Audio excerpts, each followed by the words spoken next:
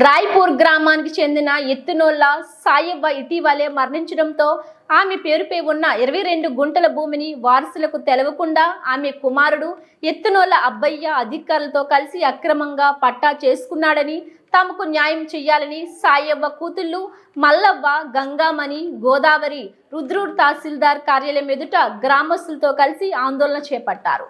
మా ఊరి ఆడబిడ్డలకు న్యాయం చేయాలని విషయం తెలుసుకున్న రాయ్పూర్ గ్రామస్తులు ఆడబిడ్డలకు అండగా నిలబడి తల్లి పేరుతో ఉన్న 22 గుంటల భూమిని ఆడపిల్లలకే చెందుతుందని, అక్రమంగా చేసుకున్న పట్టాను రద్దు చేయాలని, లేని పక్షంలో ఆందోళన ఉధృతం చేస్తామని గ్రామస్తులు తహసీల్దార్కు విన్నవించుకున్నారు.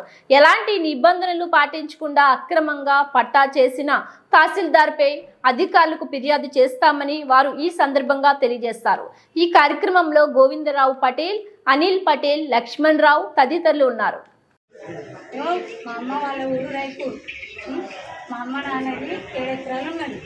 మా అమ్మ చనిపోయినప్పుడు మా అన్నయ్య ఏమన్నాడు, అదే ఒక్క ఎకరం ఉంటే అలాగే సగం ఎకరం మా ముగ్గురు మీద రాసిచ్చిండ్రు. ఆయన రాసిస్తే మాకు తెలియకుండా ఆయన దొంగ సంతకం పెట్టి మాకు ఇచ్చేసిండు.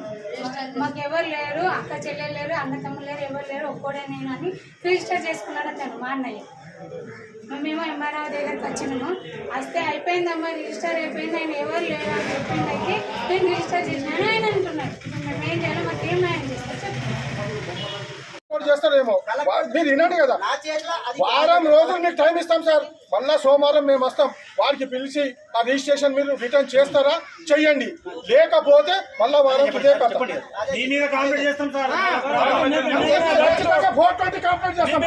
సమస్య లేదు.